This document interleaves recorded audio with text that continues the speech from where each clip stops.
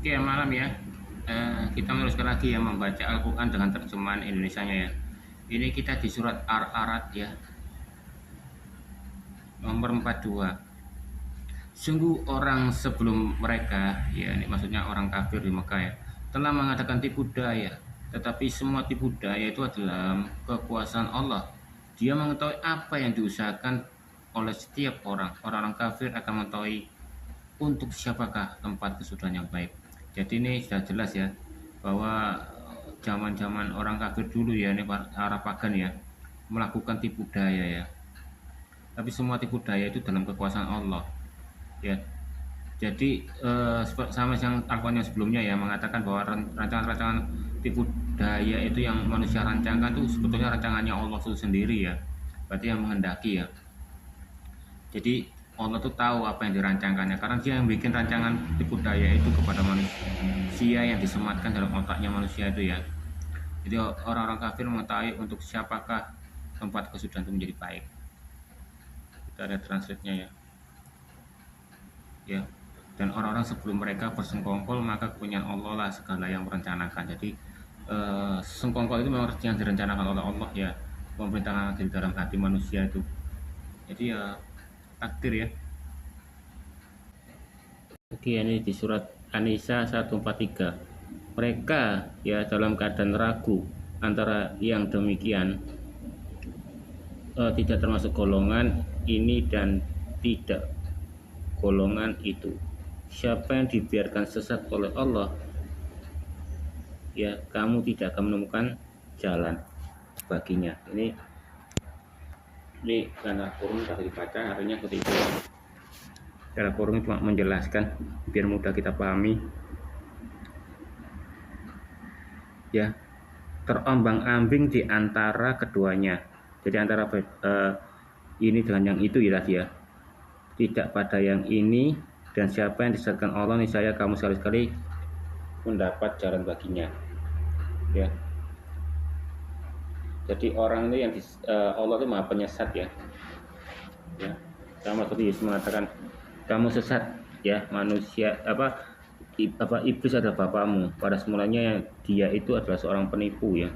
Awal mula penipuan itu yang mencetuskan itu iblis ya, bukan Kain dan Habel ya, tapi iblis yang mencetuskan penipuan yang pertama kali di seluruh alam semesta ini. Oke, kita ke surat Al-An'am ya 39. Orang-orang yang mendustakan ayat-ayat kami, tuli dan bisu, serta berada dalam berbagai kegelapan. Siapa yang dikehendaki Allah, niscaya disesatkannya. Ya, siapa yang dikehendaki Allah, niscaya dia menjadikan berada di atas jalan yang lurus. Ya, ini dalam kesesatan, pada dalam kesesatan Allah yang menyesatkan kok. Kita lihat ya. Dan orang-orang yang mengingkari ayat-ayat kami adalah orang-orang yang tuli dan bisu dalam kegelapan. Kesesatannya nggak ada nih. Coba kita bisa jadikan bahasa Inggris.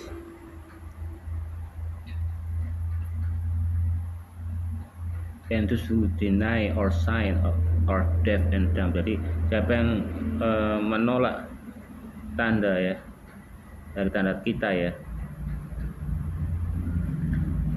kami dari tanda kami ya, our sign of, mereka adalah tuli dan bodoh ya, dalam kegelapan. Whomever God will, jika Tuhan menghendaki ya, he sent us astray ya, kesesatan ya, and whomever he will, jika dia menghendaki ya, kayak ini mengingini loh, bukan menghendaki, artinya he placed on the straight path, kayak yang misal menghendaki ininya, dia akan berada di jalan yang lurus. Jadi kalau misalnya nggak jalan lurus, berarti Allah itu yang menghendaki tidak ada jalan lurus ya. Begitu pada agama, kalau Allah kita diciptakan seperti robot.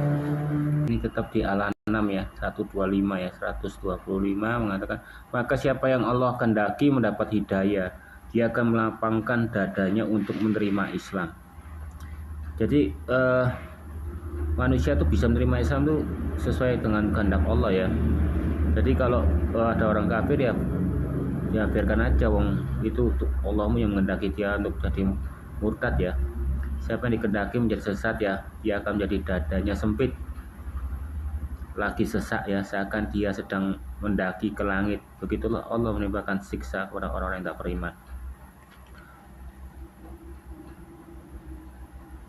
Buktinya orang murtad ya apa nggak sesak, kita biasa-biasa saja nafasnya. Barang siapa yang Allah ingin beri petunjuk, maka dibukakan dadanya kepada Islam. Dan barang siapa yang dia ingin sesatkan, dia dijadikan dadanya sempit dan kikuk, seolah-olah dia memanjat tembok. Demikianlah Allah menjadikan kekejian kepada orang-orang kafir. Ini saya murtad ini nggak sengar-sengar ya, apa saya biasa saja. Berarti kalau saya murtad itu berarti kehendak Allah ya.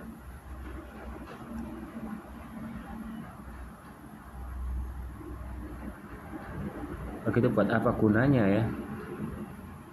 Ada di surat Al-Quran ya, Al-Araf 178. Siapa yang Allah beri petunjuk, dialah yang mendapat petunjuk, dan siapa yang Allah sesatkan, mereka lah orang-orang yang merugi ya.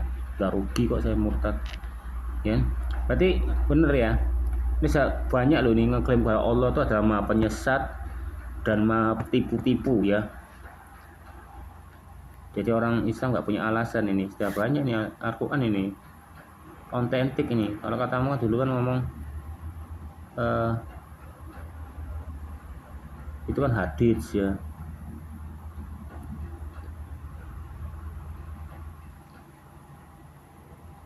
Tuh, barang siapa diberi petunjuk oleh Allah, maka dialah yang mendapat petunjuk, dan barang siapa yang disesatkannya, loh, bukan menuju kehendak loh, ini pelaku utama loh, disesatkannya, maka teman-temanmu yang merugi ya.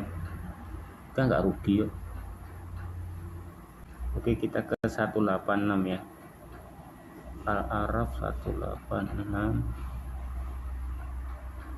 Siapa saja yang Allah sesatkan, tidak ada yang mampu memberi petunjuk, dan dia akan memberikannya terombang-ambing tanpa sesatan. Enggak, selama saya murtad masih ada yang memberi aku petunjuk akan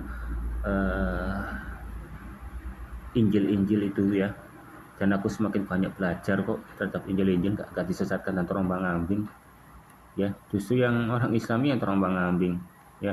Kok isi Al-Quran haditsnya kok gini, Tirmizi kok barang siapa menjilati piring sampai bersih, piringnya akan minta ampun pada kamu waktu masuk di penghakiman. Itu kan lucu, piring kok minta ampun.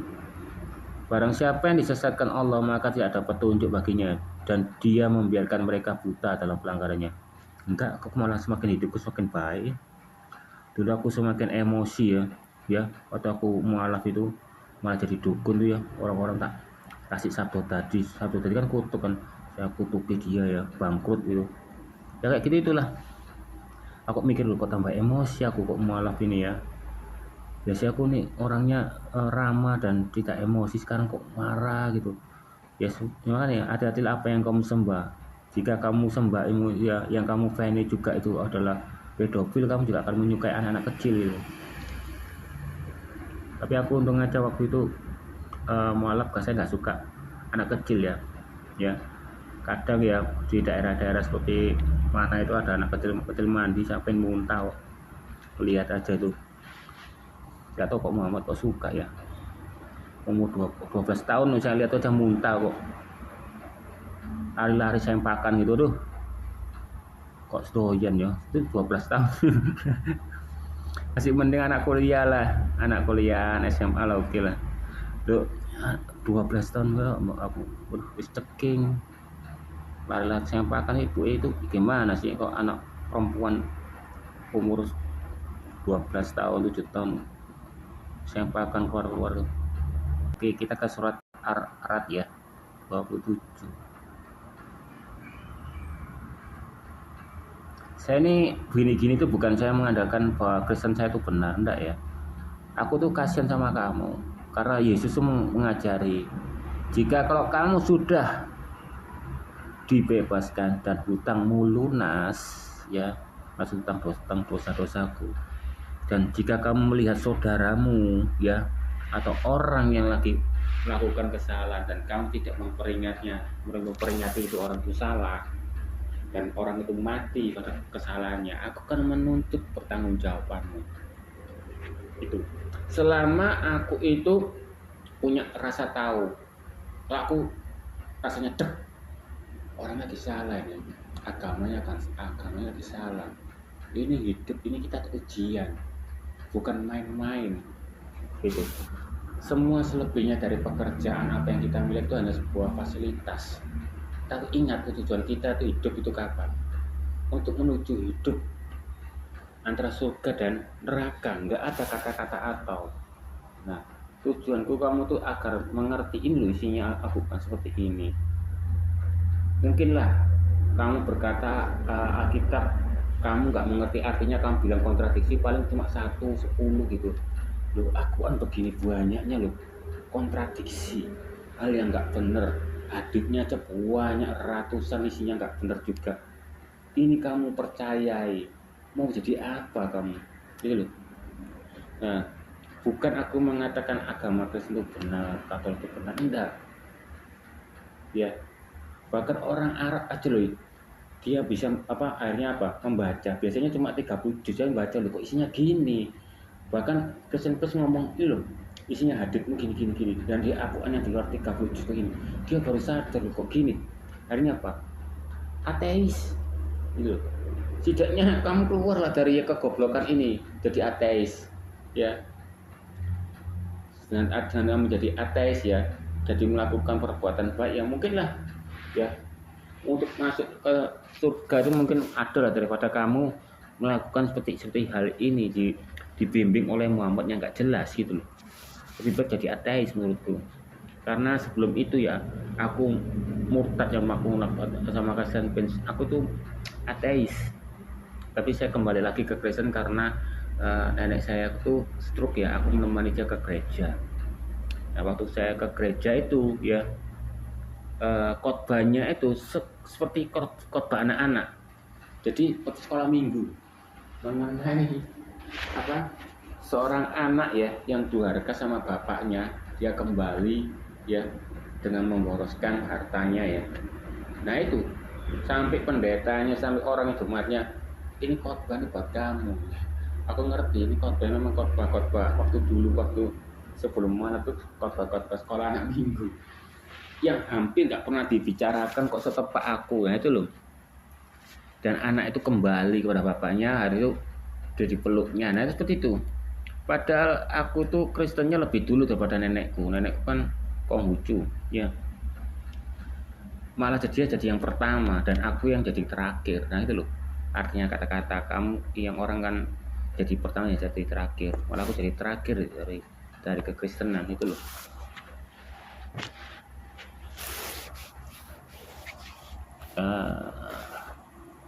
Aku nggak masalah ya, aneh ada orang yang lihat TikTok atau enggak ya, nggak bersalah.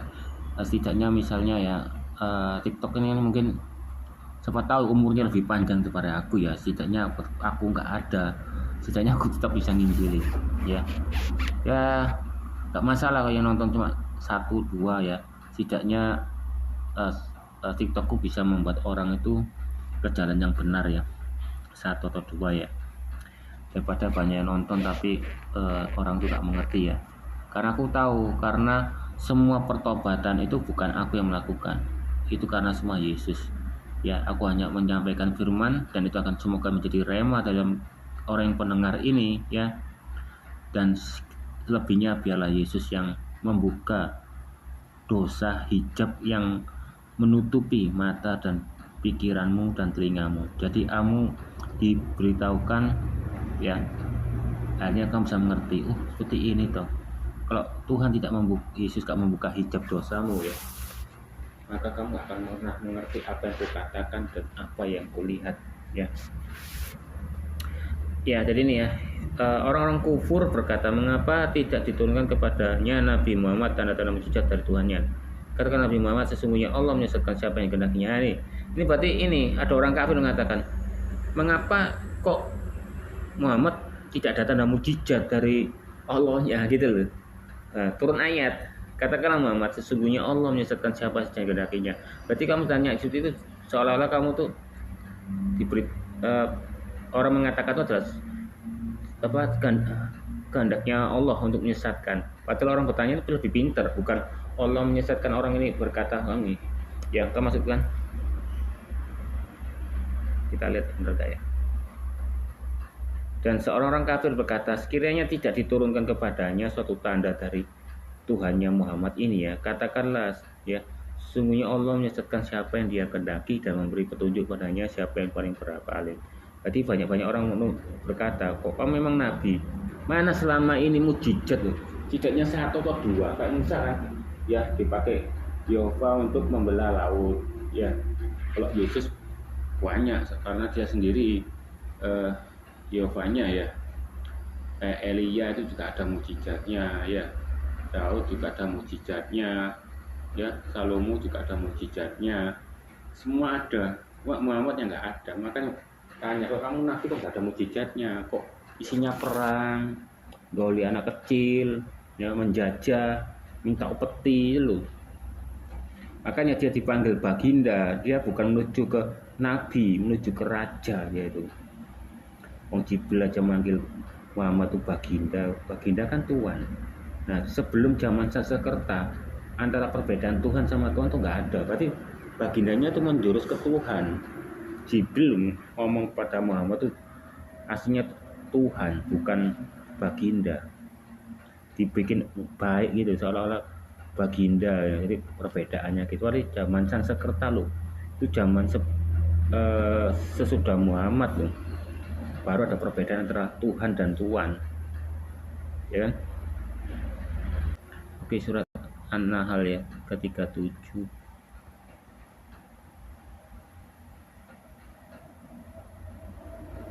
Ini ya, jika engkau berusaha keras untuk memberi mereka petunjuk, maka sesungguhnya Allah tidak memberikan petunjuk kepada orang yang telah disesatkan dan mereka tidak punya penolong. Jadi gini, jika engkau Nabi Muhammad berusaha keras untuk memberi mereka petunjuk, maka sesungguhnya Allah tidak akan memberi petunjuk. Jadi gini, Muhammad ya berusaha keras untuk membuat orang muslim itu percaya kepada dia itu nabi.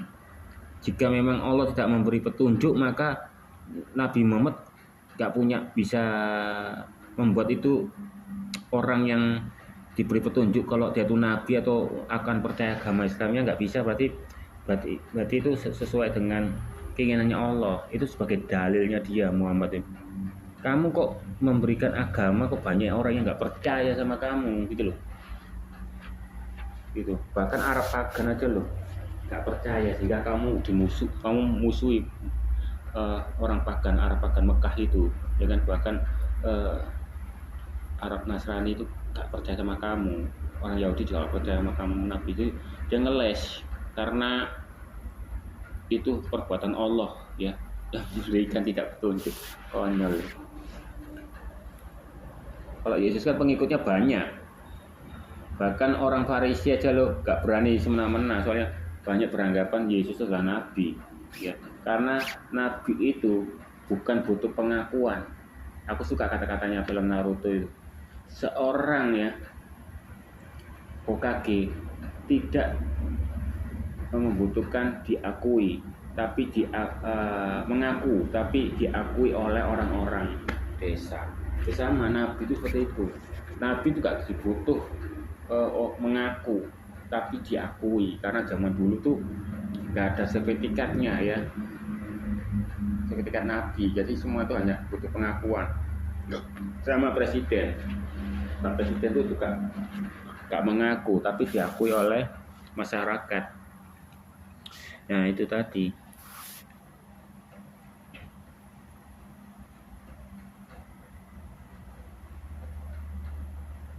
Aku lebih suka film anime daripada film-film sinetron.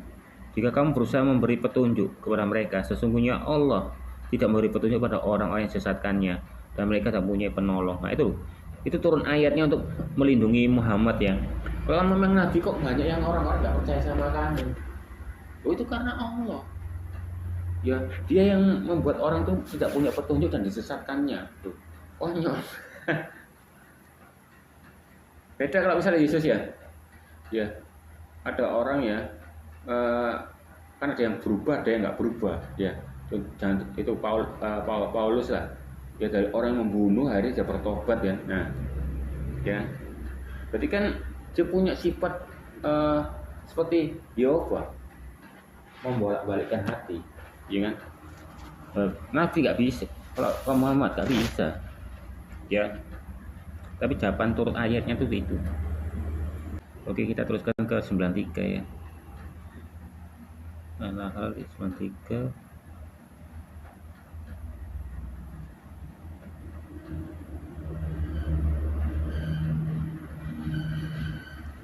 Nih, seandainya Allah berkehendak niscaya Dia menjadikan satu umat saja. Akan tetapi Dia menyesatkan siapa yang dikehendaki dan memberi petunjuk kepada siapa yang Dia kehendaki. Ya, kamu pasti akan ditanya tentang apa yang kamu kerjakan.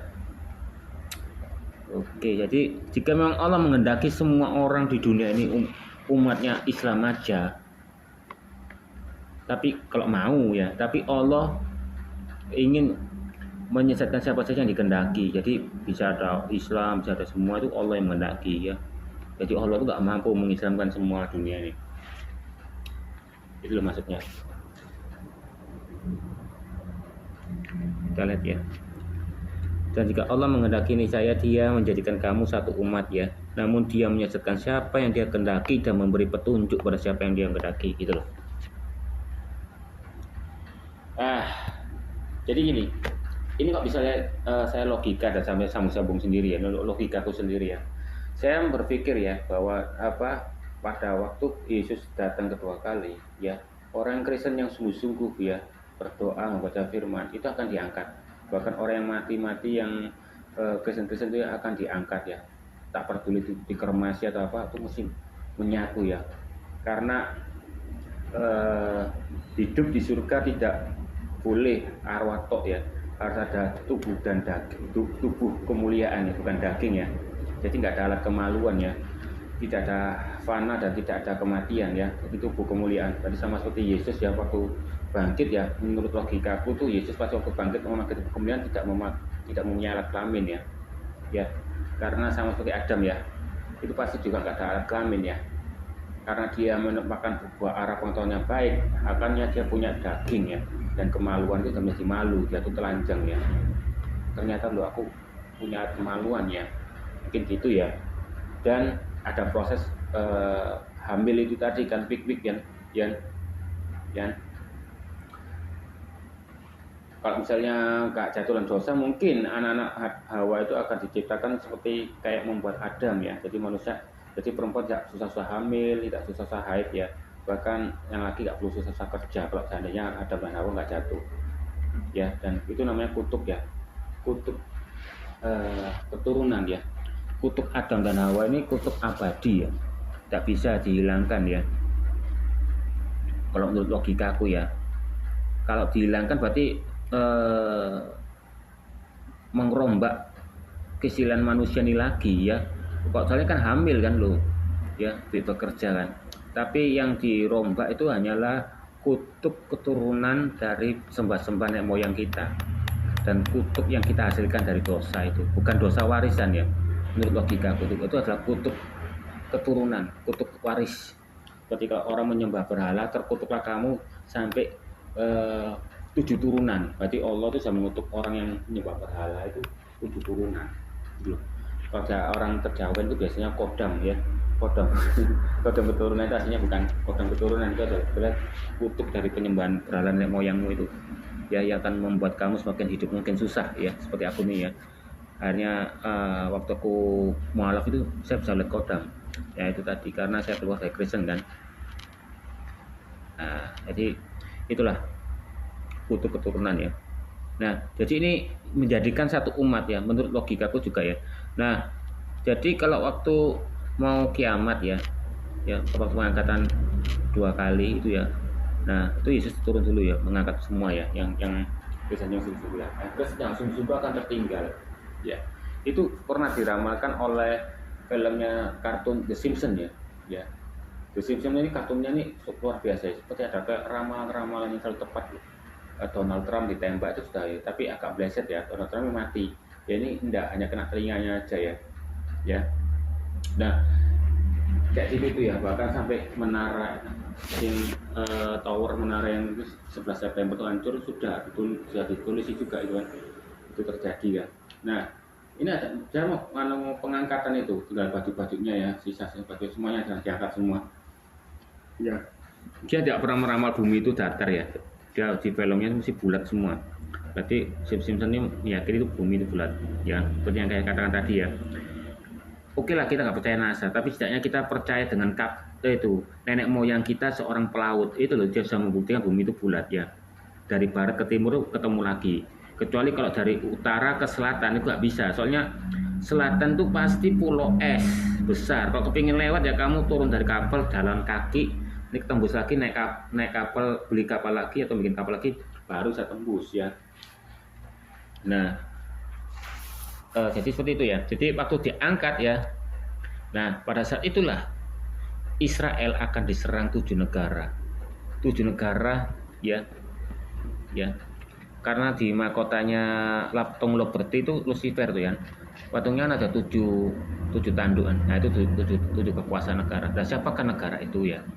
Menurut logikaku ya, pada saat antikris ini ya antikris itu belum ada. Tapi ini pemimpin antikris, kemungkinan logikaku dia menggunakan konsep tiru Yesus. Dia menginkarnasi dirinya menjadi manusia ya. Makanya dia termasuk Mesias palsu kan. Dia akan inkarnasi menjadi manusia untuk memimpin antikris itu ya. Dia punya kekuatan, menurut logikaku ya. Dia punya kekuatan gendam dan apapun ya. Semua gendam dan hipnotis itu dari setan ya. Dia itu punya ilmu yang lebih bagus daripada yang manusia lakukan ya. Dan orang yang punya Roh Kudus itu akan menuruti perintahnya ya. Nah dia itu kan dipakai ya jadi pemimpin ya antara 7 negara ini, karena Israel ini diserang 7 negara nggak kalah-kalah ya. Akhirnya segini kita perdamaian itu saya lihat tuh ya, antara agama Islam ya, antara orang Yahudi dengan agama Islam. Nah kemungkinan 7 negara ini terpaut dengan agama Islam. Menurut logikaku ya pasti termasuk Indonesia akan menyerang Israel ya. Iran ya, Mesir itu akan menyerang Israel ini 7 negara, tapi tidak terkalahkan ya waktu itu. Nah tapi antikris ini menyodori perdamaian. Nah waktu mentaati perdamaian itu ternyata dia dibohongi dan Israel itu direbut ya.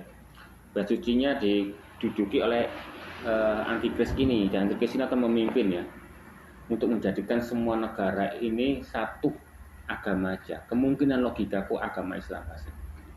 Agama Islam. Dia akan menyatukan agama Islam itu ya. Tapi kalau di Al-Quran ngomongnya nubuatnya Muhammad tuh agamanya waktu mau kiamat agamanya akan tidak dipercaya ya. Ini enggak. Ini aku menurut logikaku pasti agama Islam. Dengan menggunakan kekuatan gendam itu ya, orang yang punya Roh Kudus akan akan terkena. Tapi orang yang Kristen yang setengah-setengah ya, tapi ada Roh Kudusnya, dia nggak akan kena. Dia akan lari sama orang Israel ini. Dia baru sadar, loh kok Mesiasnya nggak datang? Aku sudah nunggu nggak datang. Ternyata Mesias itu sudah datang, yaitu Yesus itu tadi. Dia kecelek. Dipikirnya dia akan membebaskan orang Israel ini dari tentara-tentara. Ya, pada zaman dulu tentara Romawi, tentara-tentara, tapi nggak datang. Nah, di Alkitab mengatakan, maka larilah engkau, hai Israel, ke gunung-gunung. Ini banyak yang lari.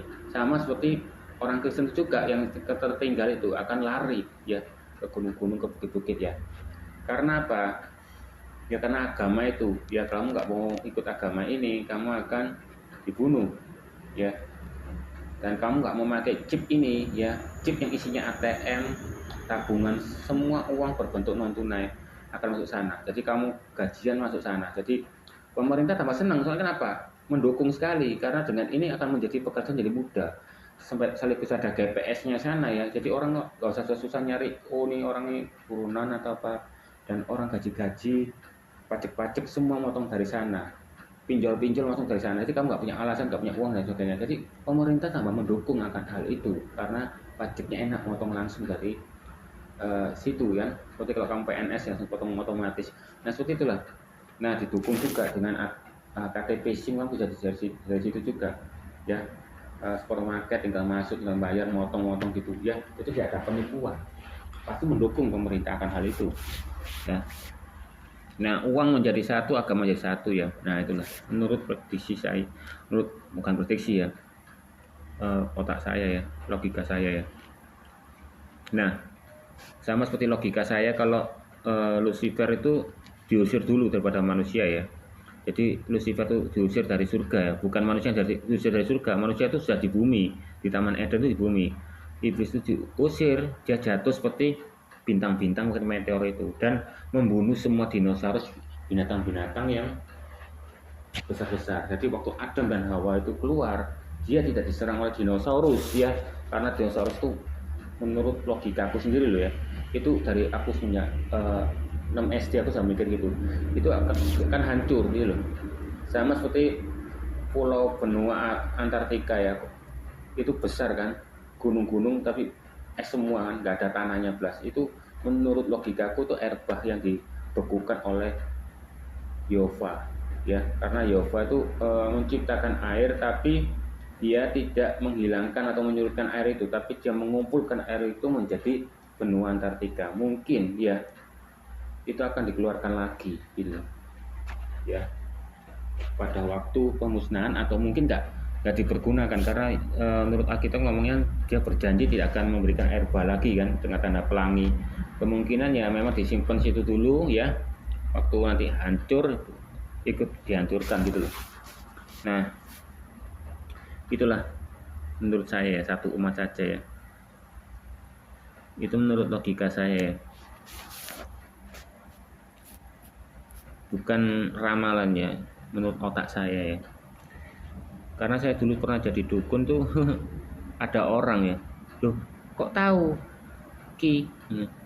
Oh itu bukan karena saya nerawang loh ya, karena saya belajar ya tentang pengetahuan kok orang penyakit kena ini ya, makan malam dan sebagainya itu menandakan kamu tuh ada riwayat diabetes. Oh gitu. Nah itu loh ya. Dan juga mengetahui sisilah orang kayak psikologi itu juga ya. Jadi aku jujur, aku nih bukan terawang, aku itu gini-gini ya gitu loh ya. Jadi termasuk dukun yang jujur. Makanya saya nggak pernah pasang iklan, tapi orangnya datang sendiri. Oh aku ada masalah dengan istriku, saya bertapa di hutan dan tiba-tiba saya teringat nama ini ya, dia cari di Facebook, iya ternyata keluar ini tuh, hari datang ke sini, datang ke tempatku, mau masuk ketemu aku, dia langsung muntah ya, karena dia mengalami pengisian susuk ya, kayak gitulah. Banyak kok mujizat ya, yang waktu aku mualaf itu jadi dukun, dia nolong orang banyak ya tanpa bayaran juga pernah. Orang yang nggak bisa kena santet kembang amben ya, 1 bulan nggak bisa bergerak ya di tempat itu terus pernah saya doain ya, besoknya langsung sembuh. Itu gitu. Jadi saya agama itu ya, dari Konghucu sampai ke Islam, saya nggak main-main ya. Saya melakukan terbaik saya untuk bisa nolong orang apapun itu ya, dengan cara agama masing-masing ya. Kayak saya dulu Konghucu ya, saya pernah dimimpin, digendong sama Dewi Pam Im ya, dan jadikan muridnya Kuangkum itu juga. Bahkan loh, orang yang dukunnya orang agama Buddha, waktu aku mualaf tak suruh tak izinkan dia melihat tanganku, ini apa nih, lu ini kok seperti tombaknya Dewa Kuangkum. Nah itu loh, karena pernah dulu saya waktu itu di mimpi itu. Nah seperti itulah, saya melakukan yang terbaik menurut yang aku jalani ya. Bahkan misalnya aku mualaf Islam ya, saya juga membantu orang Rukiah juga ya. Ya kalau misalnya aku jadi Kristen ya, aku berusaha untuk menginjili lah. Saya melakukan yang terbaik ya. Ya tetap puasa, waktu mualaf ya puasa, yang Kristen gini ya tetap puasa gitu loh. Jadi selama saya masih hidup, saya pergunakan sebisa mungkin melakukan yang benar ya. Jadi saya nggak punya niatan untuk menghina agama ya. Saya tuh ingin orang Islam ini mendapat bagian dari saya ya. Itulah.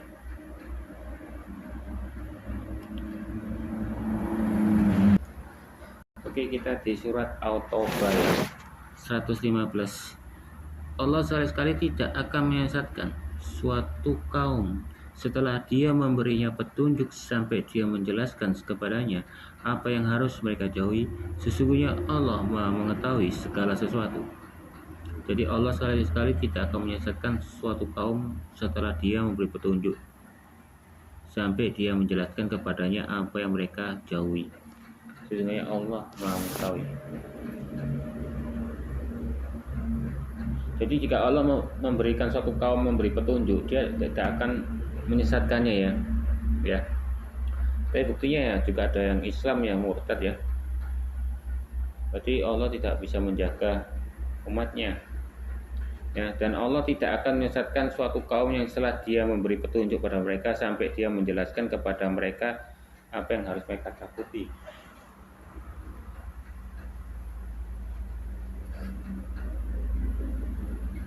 Jadi orang yang sudah diberi petunjuk itu tidak akan disesatkan oleh Allah ya. Sampai Allah tuh menjelaskan kepada mereka apa yang harus mereka takuti ya. Ya, takutilah Muhammad, Jibril dan Allah ya. Oke, surat Al-An'am 137 ya. Demikian berhala-berhala mereka, setan, menjadikan terasa indah bagi banyak orang musyrik, membunuh anak-anak mereka untuk merasakan mereka dan mengacaukan agama mereka sendiri. Seandainya Allah berkehendak, niscaya mereka tidak akan mengerjakannya. Biarkan mereka bersama apa yang mereka adakan. Ini bahasa Sanskerta ini ya bukan hanya membedakan antara Tuhan dengan Tuhan aja, tapi membedakan antara iblis, setan dan jin. Jadi orang Islam akan terpengaruh ya. Oh, ini hanya setannya kok bukan iblisnya. Sebetulnya sama. Bahkan di Inggris pun kita ada membedakan antara jin, setan dengan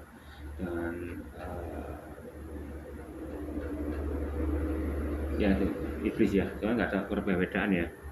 Itu hanya satu antek. Kita tuh ditipu. Kayak jin bisa menganakkan tuh iblis itu semua itu ya. Terus antek-anteknya kalau jin itu bisa dibunuh dan sebagainya nggak ada ya, karena suatu roh ya nggak bisa dibunuh, hanya bisa disakiti oleh di neraka.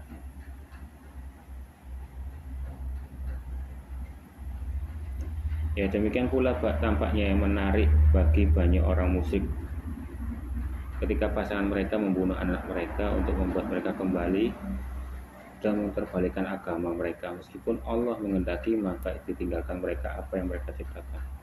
Berarti ini nggak ada setan ya, dan juga nggak ada berhala ini.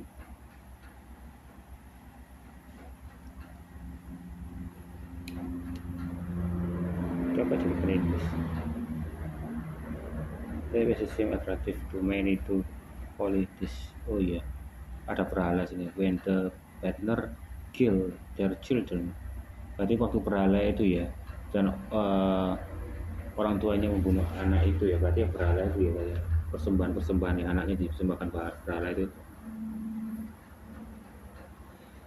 In order to turn the back, destroy their religion for them, even if it will even. Jadi itu semua tuh kehendak dari Allah itu sendiri ya. Kalau zaman dulu ini ada penyembah berhala ya, dengan membunuh anak-anak mereka itu ya, dan dia tidak akan berbalik ke belakang itu akan jadi orang benar itu semua tuh karena Allah yang melakukannya ya. Is what they have done ya, so leave behind them and what will it. Jadi itu maksudnya. Jadi Allah yang menghendaki ya, Arab-Arab itu menyembah berhala ini dengan membunuh anak mereka dikorbankan itu ya. Oke, ke surat Ali Imran ya, Al Imran 36. Biasanya menuju ke Maryam ini saya. Harun nih Imran ya. Ya, ketika melahirkan dia berkata, wahai Tuhanku ya. Dia nggak menggunakan kata Allah. Dia berarti Muhammad tuh menunjukkan bahwa Maryam itu bukan sebagian dari Islam ya. Makanya kenapa orang Islam itu berkata kalau Maryam Isa itu orang Muslim. Ini loh buktinya Muhammad tuh membedakan ya, tidak menggunakan kata Allah lagi, ngatikan Tuhanku. Berarti dia mengaku itu Allah itu Allahnya orang Muslim, Islam ya. Orang Yahudi ya, sama-sama nabi-nabinya sesama Yahudi ya. Ya terutama lagi kalau terhadap Isa itu yang Tuhanku.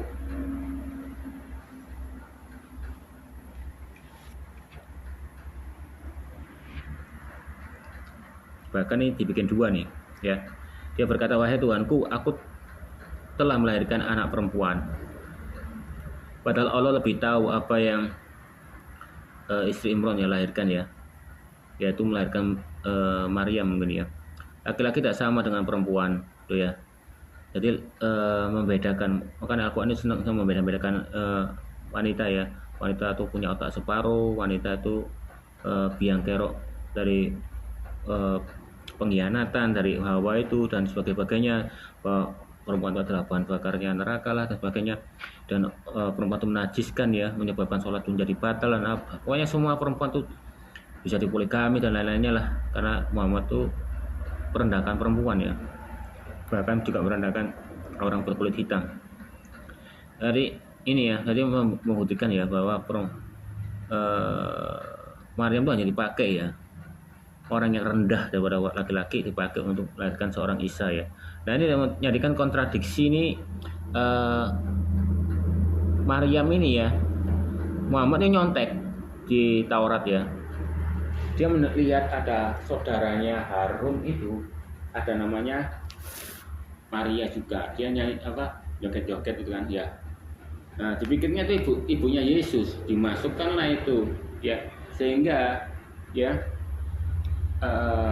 Isa itu dianggap keponakannya Harun. Nah itu timelinenya tuh beda antara Musa dengan Isa, jaraknya beribu-ribu tahun ya kan. Nah ini jadi menurut sejarah, pembaca sejarah yang di luar Al-Quran, di luar Alkitab yang mengatakan bahwa orang Arab Nasrani ini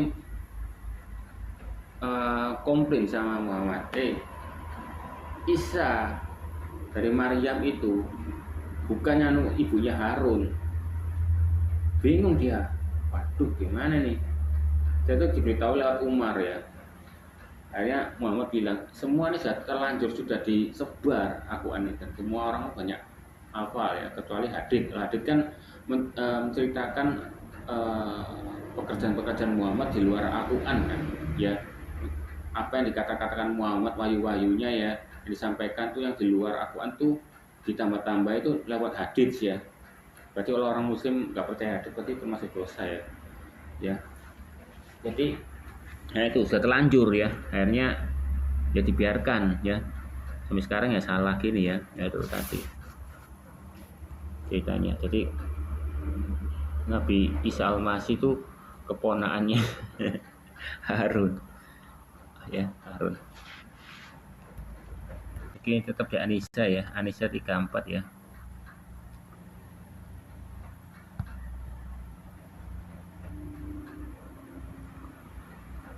Laki-laki suami adalah penanggung jawab atas para perempuan ya, karena Allah melebihkan sebagian mereka atas sebagian yang lain, untuk lebih-lebihkan ya laki-laki ya daripada seorang perempuan, dan karena mereka telah menafkahkan sebagian hari hartanya.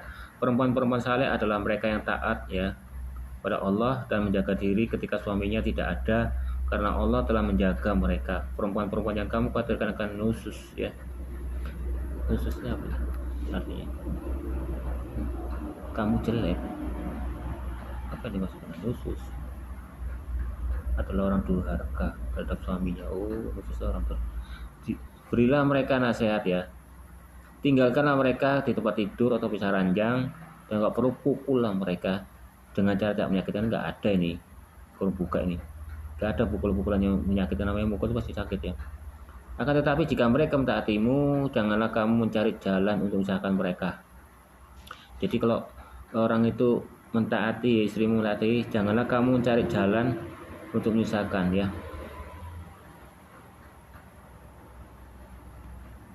Oke, kita lihat ya benar ya terjemahnya itu.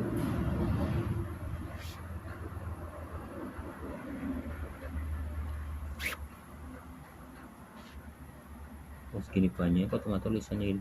Dan ini kadang-kadang Google Translate ini otomatis kalau ada kata-kata gitu langsung dia melindungi ya kata-kata pemukulan ini ya. Saya pernah kayak gini ya, ada tulisannya banyak ya, tulisannya itu menjelaskan hal yang jelek, itu langsung berubah tulisannya jadi kayak pendek-pendek gini ya. Ini adalah apa, untuk melindungi ayat ini ya, antara dengan bantuan Google Translate ya. Jadi kalau kata-kata gini itu berarti katanya dilainkan ya.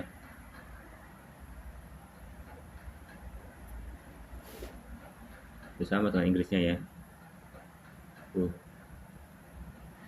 Lagi ini biasanya aku ini apa, tidak menggunakan Google Translate ya, saya menggunakan terjemahan yang lain ya, yang lebih tidak yang stabil ya, tidak membela-belakan Islam ya. Bahkan hadits ilmu Islam aja diblokir ya, karena saya pun juga memakai itu buat untuk menjelaskan ya, mungkin saya diblokir.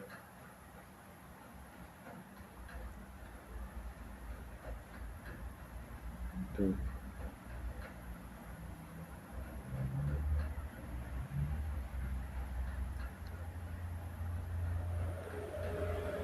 Loh, kalau bahasa Inggris bikin banyaknya ya, menggunakan Google Translate yang di luarnya Google Translate ya. The man is choked a woman ya.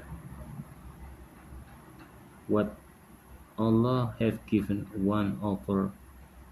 Ini ya, ini kalau kita copy gini aja, kita enak bacanya ya. Ini ya, kita putar ya, kita putar, ini jadi Indonesia.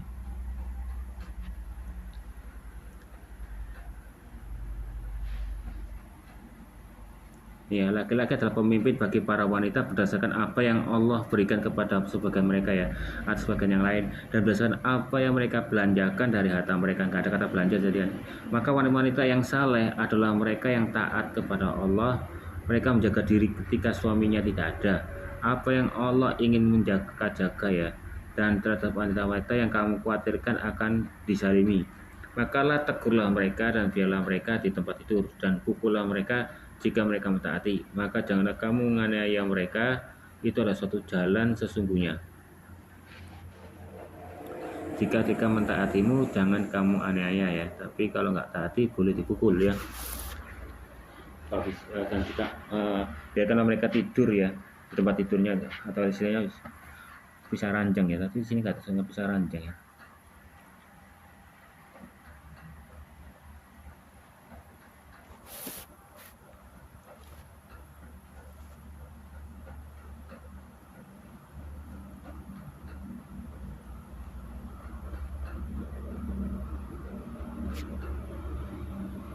Nah itu ya, meskipun kan dijadikan Jawa bisa nih bos.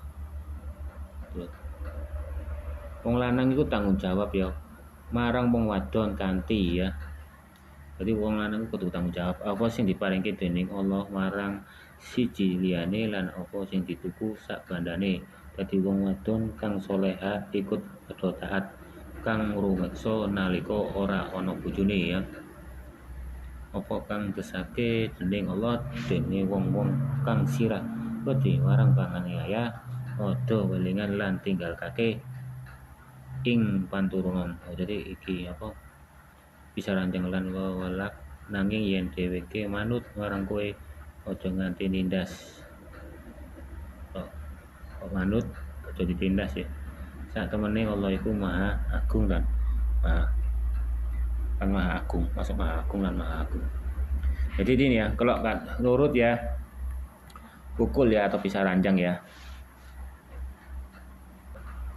Sat ini biasanya tidak termasuk 3 juz yang ini ya.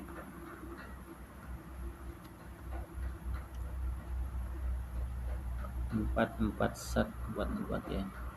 Ambillah dengan tanganmu sikat rumput lalu pukullah istrimu dan janganlah engkau melanggar sumpah. Sesungguhnya kami dapati seorang yang sabar, dialah sebaik-baik hamba, sesungguhnya dia selalu kembali kepada Allah dan sangat taat padanya. Ini ambillah dengan tanganmu sikat rumput Ya ini Ayub ya, Ayub sama inilah. Ini aneh ini. Kalau di Alkitab Ayub itu adalah orang yang salah ya. Bahkan Yehova aja pamer ya sama iblis ya. Kamu lihat hambaku Ayub, dia adalah seorang saleh. Itu maksudnya nyindir iblis itu. Tapi iblis ngomongnya, karena kamu memberkati dia, coba kamu kamu berkati pasti dia akan mengutukimu. Ya udahlah kamu mengizinkan kan Yehova nih. Tapi jangan membunuh nyawanya. Akhirnya diporak-porandakan iblis itu ya. Ya. Semula Ayub itu tidak mengenal Yehova itu seperti apa. Dia hanya menuruti katanya. Nah, katanya Yehova itu orangnya seperti ini. Nah, karena Ayub itu tobat ya, itu dia tobatnya bilang apa? Pasti bilang gini, dulu aku belum mengenal kamu, sekarang aku mengenal dirimu. Yang dia pernah mengatakan bahwa kamu yang memberi, kamu yang mengambil. Jadi ibaratnya Yehova itu seperti itu. Oh Yehova gitu ya, sudah mar dikasih, aku salah atau apa diambil kembali. Kayak manusia kan itu. Dan baru dia sadar ternyata kalau Yehova saya memberi, ya sudah diberi. Meskipun pada saat kamu murtad, ya sudah diberi kamu murtad ya, mualaf ya, tetap itu akan ada. Tapi ingat, iblis itu mencuri. Ya, kalau kamu tidak berjaga-jaga, ya itu baru Ayub itu lulus ya. Bahkan istrinya aja lo mengatakan, sudahlah, kutukilah Yehova dan matilah kamu. Nah, tapi dia nggak memukul. Nah, ini istri. Kemungkinan ini budak ya. Ini mengambil tanganmu sikat rumput, ya. Lalu pukul aja. Kita lihat coba ya. Kalau budak saya nggak tahu. Ayub itu pernah mukul budak atau enggak ya. Dan ambillah tombak tanganmu ya, dan pukullah dengan tombak itu, dan janganlah kamu bersumpah, sesungguhnya kami mendapati dia adalah seorang yang sabar. Coba di Inggris kan.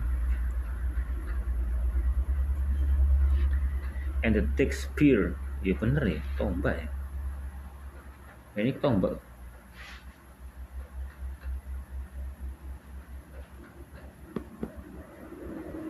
And take spear in your hand and strike with it, and do not swear out ya. And we found him patient but God servant ya. Coba Jawa, bahasa Jawa. Kok lagi ya. Oke. Ya.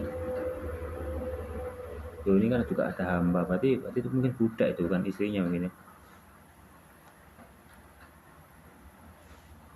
Nah, ini Muhammad ini suka ini apa fitnah ya, fitnah Nabi Musa. Musa itu kena penyakit hernia, makanya dia nggak mau mandi, itu di hadis apa itu. Terus Musa pernah ada batu ya, mencuri, bayangkan batu saya hidup. Maka agama Islam itu mempercayai semua benda-benda mati itu hidup. Berarti dia mempercayai dewa-dewa. Batunya itu membawa lari, bajunya Musa kejar ya, sambil telanjang, sambil dilihat orang-orang Yahudi, mempermalukan dirinya. Kayak gitu loh. Gak sopan belas Muhammad tuh, menghina Nabi. Padahal Nabi Musa lebih bagus daripada dia kan. Bahkan Ayub juga suka dituduh memukul istrinya, ini gimana nih ya, padahal di Alkitab tidak mengatakan hal itu ya. Bahkan di hadits atau di Al-Quran yang mengatakan bahwa Isa itu ya akan datang kedua kali itu untuk apa, membunuh babi dan menghancurkan salib. Kenapa Isa itu katanya kan di Al-Quran nggak disalib ya, kenapa kok dia kepahitan itu istilahnya dendam terhadap salib. Nah itu loh, apa gunanya deh melakukan hal yang konyol, jauh-jauh ke surga untuk banyak membunuh babi ya, sama mematahkan salib, yang menghancurkan salib kan konyol. Bahkan ada hadits ya yang mengatakan bahwa Isa pernah bicara dengan babi, dan di perkataan itu, loh kamu berbicara dengan babi? Iya, loh kok aneh kan ceritanya. Isa mau berbicara dengan babi dan orang yang mendengarkannya, kamu berbicara dengan babi? Iya. Nah, itu kan konyol itu ya. Iya. Dan ingatlah hamba-hamba kami Ibrahim, Ishak dan Yakub, pemilik tangan dan mata. Oh iya, budak. pemilik tangan dan matanya siapa? Budak. Masa atau punya istrinya? Kalau nggak tahu lagi saya kok istrinya ya. Nah jadi ini ya bukan bukan seikat rumput ya. Apa ya? Kata-kata Arabnya segigit gini dari panjang segini. Berarti dirubah jadi tangan seikat rumput. Aslinya tombak. Lalu pukullah. Ya.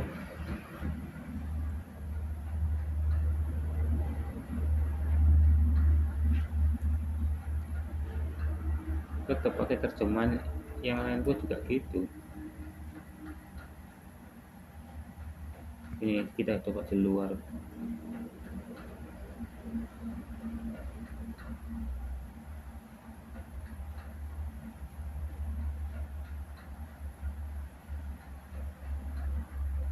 Kita pakai bahasa Jawa. Tuh, lan jupuk tombak ing tanganmu lan ojo sumpah sak temene dhewe iki iku abdi sing sabar. Jadi jupuk tombak ya nang tanganmu lan ojo sumpah. Ojo sumpah ya, misal sumpah jupuk tak. Jadi jupuk tombak ya jangan bersumpah tak pateni atau apa tak bikin menderita ya. Sak temene dhewe iku adalah abdi sing sabar. Mukul saja sabar sih. Priben wae piye? Jangan ambil tombak dari tanganmu dan pukullah dengan tombak itu. Dan janganlah kamu bersumpah. Sesungguhnya kami mendapati dia adalah orang sabar. Jadi orang sabar. Kamu boleh mukul ya, bu istrimu atau budakmu ya. Tapi jangan bersumpah. Oh, kon tak pukul, tak pateni kon atau sumpah kon hidup menderita. Jangan bersumpah, jangan mengutuki ya.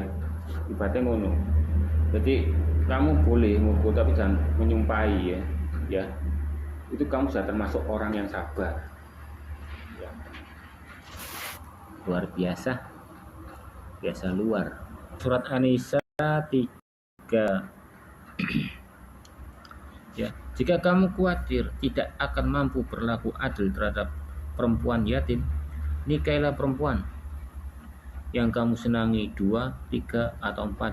Akan tetapi jika kamu khawatir tidak mampu berlaku adil, seorang saja atau hamba sahaya perempuan yang kamu miliki, yang demikian itu lebih dekat untuk tidak berbuat zalim. Jadi kalau kamu khawatir ya tidak mampu berbuat adil terhadap perempuan yatim, ya kamu nikahilah perempuan. Kata kapan lain ini ya. Jadi maksudnya kalau kamu nggak berlaku adil ya terhadap anak yatim, kamu boleh menikahinya ya. Ya. Yang kamu senangi 2, 3, atau 4 ya. Bahkan di hadis mengatakan memang benar ya kalau Muhammad nyuruh ya kalau orang muslim itu bisa hanya maksimal 4. Kalau nabi itu boleh lebih daripada 4 ya. Ini kita lihat ya. Dan jika kamu takut tidak berlaku adil terhadap anak-anak yatim, maka nikahlah wanita sebanyak-banyaknya sesukamu. Loh. Ini ada kata koma nih. Berarti sesukamu benar banyak lebih daripada 2 berarti. Berarti seboleh lebih. Ya, 2 ya, sepertiga atau seperempatnya loh. Ini terlalu dekat kecuali Anda mengandalkannya. Inggris ya. And if you fear that you will not be fair, jika kamu takut tidak adil terhadap anak yatim ya, orphans, then marry as many women. Menikahlah dengan sebanyak-banyak wanita ya, as please you, yang kamu inginkan, 2 atau a third. Jadi bahkan sampai lebih daripada 3 dan 4 ya.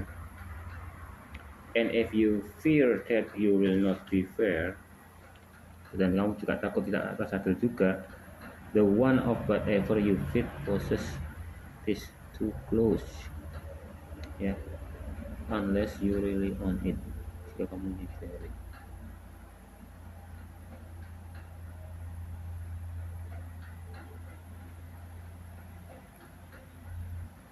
jika terlalu dekat kecuali Anda mengandalkannya. Jadi itulah ibaratnya ya, kamu boleh menikahi lebih berarti ada 4 aslinya ini maksudnya tuh poligaminya. Oke, ini ke surat An-Nisa lagi ya, ke-24 ya. Ini emang harus loncat-loncat karena kalau akuan menurut langsung dari urut ini tambah gak nyambung kata-katanya. Harus loncat ini untuk nyambung dengan yang ini. Beda dengan Alkitab gak boleh loncat-loncat ya. Loncat-loncat bingung. Kalau Al-Quran loncat-loncat ya akan baru menyambung satu dengan yang lain. Ini. Karena soalnya nih Al-Quran menunjukkan bahwa tulisan manusia ini bukan sejarah. Sejarah itu mesti urut ya. Ya, diharamkan juga bagi kamu menikahi. Ini semua kok kurung buka. Jadi langsung gini ya, perempuan-perempuan yang bersuami kecuali hamba saya perempuan ya. Perempuan-perempuan yang bersuami kecuali hamba, itu mungkin budak ya, tawanan perang ya. Yang kamu miliki sebagai tawanan Allah atas kamu dihalalkan bagi kamu selain yang demikian itu ya. Ini kamu mencari dengan hartamu untuk menikahi. Ini maharnya nggak ada nih. Bukan untuk berzina, karena kenikmatan yang telah kamu dapatkan pengesek berarti. Berikanlah kepada mereka imbalan sebagai suatu kewajiban. Tidak ada dosa bagi kamu mengenai enak sekali ya. Makanya kok Islam tuh mesti ngomong surga kawin-kawin. Sini aja kawin-kawin.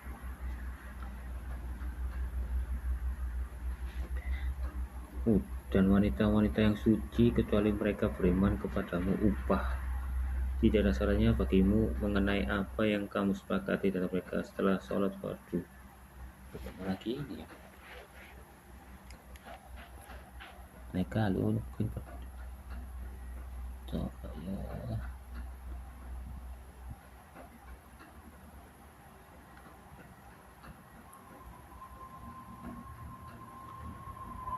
Turki.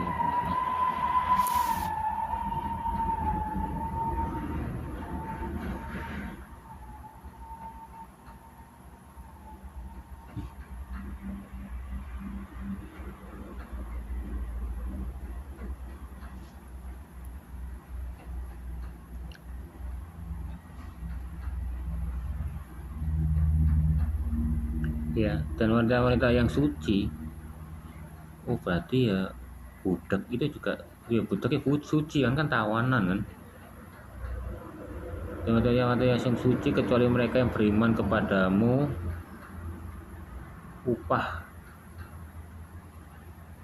dan tidak ada salahnya bagimu mengenai apa yang kamu sepakati antara mereka.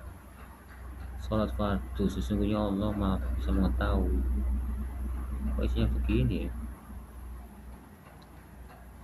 And ini baru bahasa Inggris. And cast the woman except this your right hand was this take care of all of you and let go to all your opinion. If you seek them with your will, cast it not in on leftless.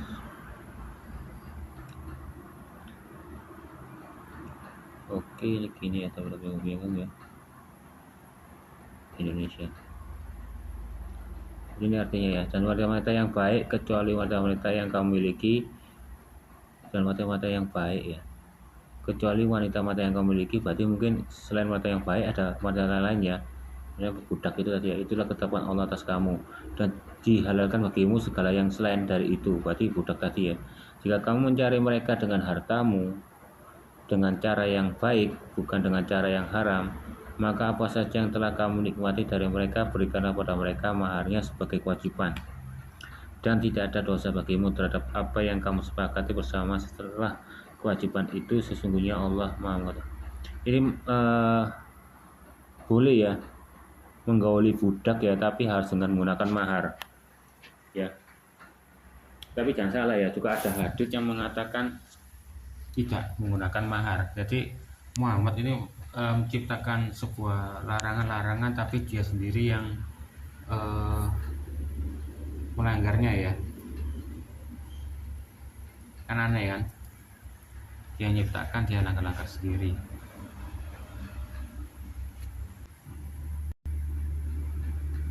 Jadi kalau kamu niat mencari istri ya dengan hartamu pas menggunakan mahar untuk menikahinya ya, bukan untuk berzina.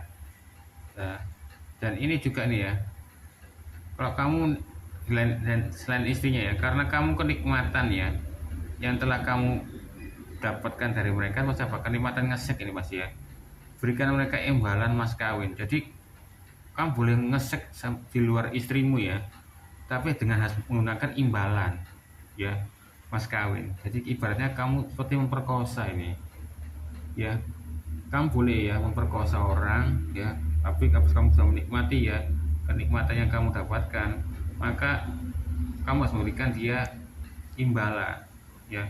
Tapi di sini di kata-kata mas kawin, nah mas kawinnya ini nggak ada ini, berarti ibaratnya kasih duit ya. Makanya aku pernah dengar ya, aku pernah punya kenalan orang Islam ya, gak apa-apa kita tuh kayak ikut micat atau pijat plus ya, itu justru membantu orang-orang janda ya, kita memberi imbalan. Nah ini justru orang yang itu baru aku baru sadar ternyata orang itu lebih mengerti Al-Qur'annya ya. Dulu aku waktu malas tuh nggak ngerti kok gini kok, malah kok kasih imbalan apa sih maksud ini, gak jelas aku. Ternyata aku baru sadar ya, ini dia orang itu lebih ngerti Al-Qur'annya ya. Oke ya, surat Al-Baqarah 223 ya. Istrimu adalah ladang bagimu, maka datangilah ke ladangmu itu bercampurlah dengan benar dan wajar. Kapan dan bagaimana yang kamu sukai, utamakanlah hal yang terbaik untuk dirimu. Bertakwalah kepada Allah dan ketahuilah bahwa kamu kelak dan akan menghadap kepadanya. Sampaikanlah kabar gembira dan kepada orang-orang mukmin.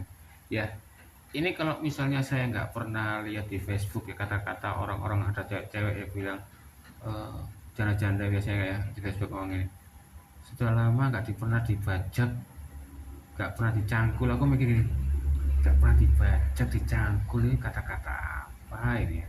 Nah semenjak aku mendengarkan pernah ayat-ayat gini ya, istrimu adalah ladang, aku mikir wala dia ambil mengutip dari ayat Al-Quran.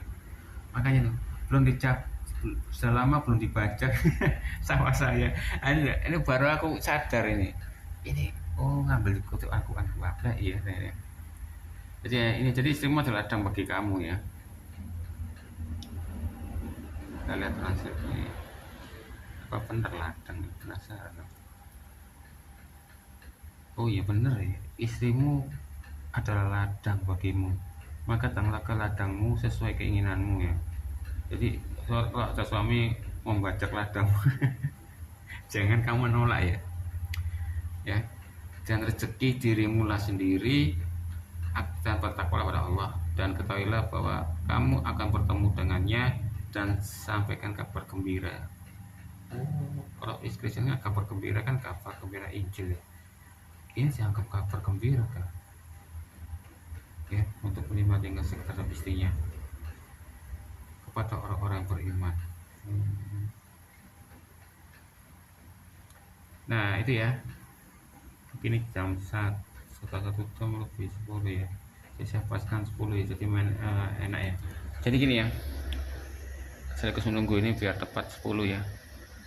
Nah inilah isi-isi kayak akuan seperti gini ya, tidak terbuat dari sebuah ngesek ya, meskipun juga hadirnya begitu ya, tambah agak karu-karuan ya, seperti kayak Muhammad cebok dengan batu ya dan sebagainya ya. Bahkan ada orang Islam ngomong gara orang Yahudi ya kita tuh berak di jamban, padahal di hadis juga mengatakan Muhammad tuh juga berak di jamban ya. Apa lebih bagus di jamban daripada di tengah-tengah. Dulu malah ada hadis mengatakan Muhammad berak di kuburan, mana kuburannya itu apa ya, tempat orangnya itu Anda cari sendiri juga ada ya. Dan Muhammad sampai bilang aku berak di tempat kuburan itu bukan urusanmu, berarti suka-suka Muhammad lah ya, kayak gitu-gitulah. Nah ini sebagai apa ya, aku juga harus belajar tentang Al-Quran juga ya, walaupun aku sudah tak mau mengimani Al-Quran kita, setidaknya aku belajar dan saya harus memberitahu kamu ya, kita harus ngerti akan Al-Quran ini seperti apa ya.